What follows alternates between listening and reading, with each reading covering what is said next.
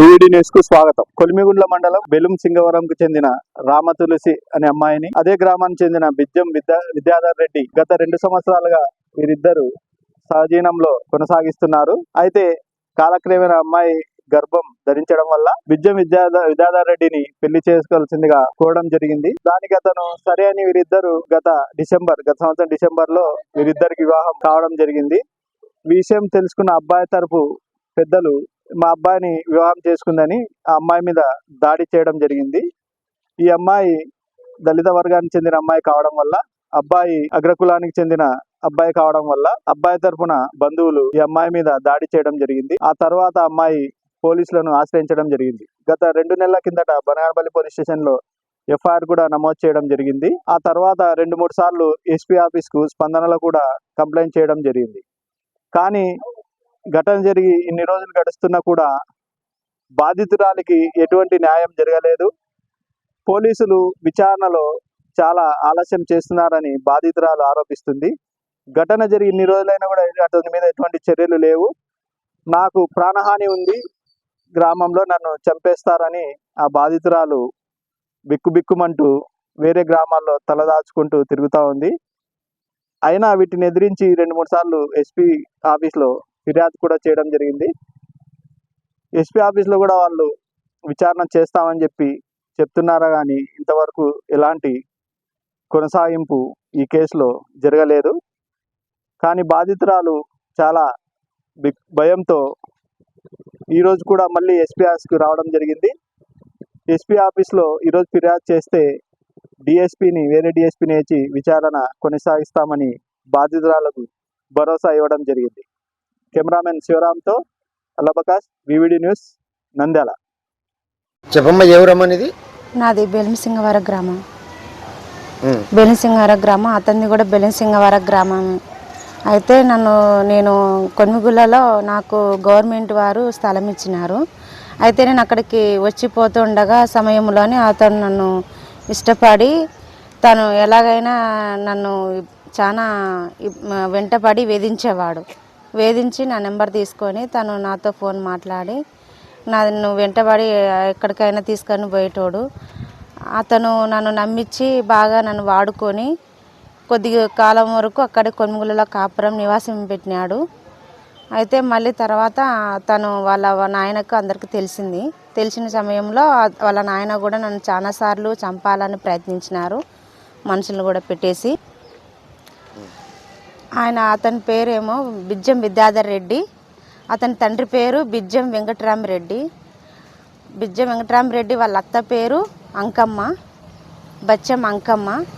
ఆ 3 వ్యక్తులు నన్ను చాలా శారీరకంగా మానసికంగా ఇబ్బంది పెట్టి చంపాలని ప్రయత్నించినారు. యాగంటి క్షేత్రంలో నన్ను కొట్టి బొచ్చు పట్టుకొని కొట్టి కాళ్ళతో చేతులతో ఇష్టం వచ్చినట్టుగా తన్ని, మాదిగ లంజం ఉండ, నీకు మా ఓడు కావాలా, నీకు నీ ఇష్టం వచ్చిన చోట చెప్పుకోపో, ఏం చేసుకుంటారో మేము చూస్తాము, ఈ కేసు కాదు 10 కేసులు కూడా పెట్టుకో, ఏం కాదు అది ఇది అని నన్ను చాలా కొట్టి చేసినారు. నా ఒంటి మీద అప్పుడు చీర కూడా లేదు సార్. చీర కూడా లేకోకుండా అంత చాలా కొట్టి నన్ను చాలా అక్కడ చిత్రహింసలు పెట్టి కారు ఎక్కుతావా లేదా అని చెప్పేసి తన్నుతో కాళ్ళతో చేతులతో తన్నుకుంటూ నన్ను చాలా ఇబ్బంది పెట్టారు సార్. నేను గట్టిగా అరుస్తున్న సమయంలో అక్కడికి వచ్చిన వేరే వాళ్ళు గుంపు కూడిన సమయంలో వాళ్ళు నన్ను వదిలేసి అక్కడికి కారు వేసుకొని వెళ్ళిపోయినారు సార్.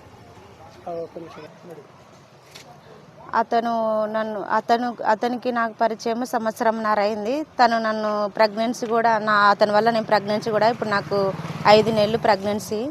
అయితే ప్రెగ్నెన్సీ అని తెలిసిన సమయం నుంచి నన్ను చాలా టార్చర్ చేస్తున్నారు, చంపాలని ప్రయత్నిస్తున్నారు.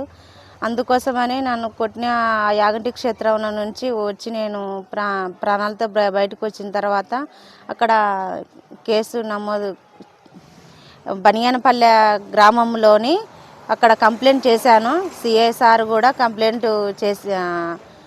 కంప్లైంట్ ఇచ్చారు. అయితే అక్కడ నుంచి నాకు ఇంకా ఎటువంటి ఇది కావడం లేదు. బనియానపల్లె గ్రామంలోనే అక్కడ కంప్లైంట్ చేశాను. ఆ కంప్లైంట్ చేసినాక 2 నెలలు అవుతుంది. ఇంతవరకు వాళ్ళ మీద ఎటువంటి చర్య తీసుకోలేదు.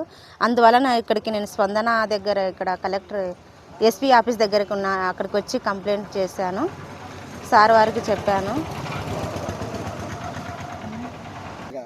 నంద్యాల ఎస్పీ ఆఫీస్ దగ్గరికి వచ్చి స్పందనలో నేను కంప్లైంట్ చేశాను. ఎస్పీ సార్ కూడా మళ్ళీ బనియన్పల్లెలకి వెళ్ళి అక్కడికి సీసాన్ని కలువమా అని చెప్పారు. అయితే ఇప్పుడు కలవాలనుకుంటున్నాను సార్. అక్కడ నాకు ఎటువంటి న్యాయం జరగలేదంటే ఇప్పుడు ఈసారి నేను సూసైడ్ అటెంప్ట్ చేసుకుంటాను సార్. కంపల్సరిగా చనిపోవడాలని ఫిక్స్ అయినా సార్. నాకైతే దయచేసి న్యాయం చేయాలి సార్, న్యాయం జరగాలి. వాళ్ళ నుంచి నాకు ప్రాణహారంగా ఉంది, పరాణహారంగా ఉంది. వాళ్ళు సొంత వాళ్ళనే చంపేశారు సార్. నన్ను చంపడం ఒక లెక్క కాదు వాళ్ళకి. దయచేసి నా మీద దయ ఉంచి మీరు దయచేసి చర్య తీసుకోవాలి సార్. ఈరోజు గతంలో ఒక 2 నెలల క్రితం రామతులసి అనే మహిళకు జరిగిన అన్యాయం మీద ఈరోజు మేము కలెక్టర్ గారిని కలవాలని ఈరోజు నంద్యాల కలెక్టరేట్కు రావడం జరిగింది. మరి 2 నెలల నుంచి పోలీసు వారి దృష్టిలో ఉన్నా కానీ మరి ఆ బిజ్జం విద్యార్థి రెడ్డి అనే వ్యక్తిని మరి ఎందుకు కేసు ఫైల్ చేసి అరెస్ట్ చేయకుండా ఉన్నారో, మరి ఎందుకు జోక్యం చేస్తున్నారో దానిపైన మేము ఈరోజు గట్టి నిర్ణయం తీసుకొని కలెక్టర్ గారికి కంప్లైంట్ చేయాలని ఇచ్చాం. ఎవరైతే దళిత మహిళ ఈ రామతులసి అనే ఆమె ఉందో మరి ఆమెని వ్యక్తిగతంగా శారీరకంగా వెంబడిపడి వేధించి మరి ఏదైతే అక్కడ ఆమె వెంట తిరిగి వాళ్ళ కుటుంబం సభ్యులందరికీ తెలిసేటట్టు కూడా ఈ సంఘటన జరిగింది. మరి ఆమె ఇప్పుడు 6 నెలల ప్రెగ్నెన్సీ. మరి దానికి ఆ విద్యార్థి రెడ్డి అని అతని కుటుంబం కానీ వాళ్ళ ఫ్యామిలీ ఏం సమాధానం చెప్తారో చెప్పాలి. ఆమెకు సరిపోయే న్యాయం చేయాలి. లేదనుకుంటే వారి కుటుంబాన్ని ప్రత్యక్షంగా కానీ పరోక్షంగా కానీ వాళ్ళ ఇళ్ళ దగ్గరికి పోయి మేము ప్రజా సంఘాలుగా ఉద్యమం చేస్తాం. మరి ముఖ్యంగా పోలీసు వారికి ఏం చెప్తున్నామంటే రాష్ట్ర ప్రభుత్వం దీనిపైన మరి మహిళా హోంమంత్రిగా ఉన్న రాష్ట్రం మనది. మరి ఆమె ఏమో ఎక్కడ చూసినా మహిళలకు రక్షణ బాగా ఇస్తున్నాం, మేము మంచి ప్రొటెక్షన్ కల్పిస్తున్నాం అని చెప్పి డిపార్ట్మెంట్ చెప్తుంది. అలాంటిది ఏపీ రాష్ట్రంలో ఎక్కడ జరగడం లేదు. గత వైసీపీ ప్రభుత్వం కావచ్చు, ఇప్పుడు కూటమి ప్రభుత్వం కావచ్చు, మహిళలపైన చిన్నపిల్లలపైన అనేకమైన దుర్ఘటన సంఘటనలు జరుగుతూ ఉన్నాయి. మరి దీనికి ఏ పోలీసులు కానీ ఎటువంటి ఉన్నతాధికారులు కానీ స్పందించడం లేదు.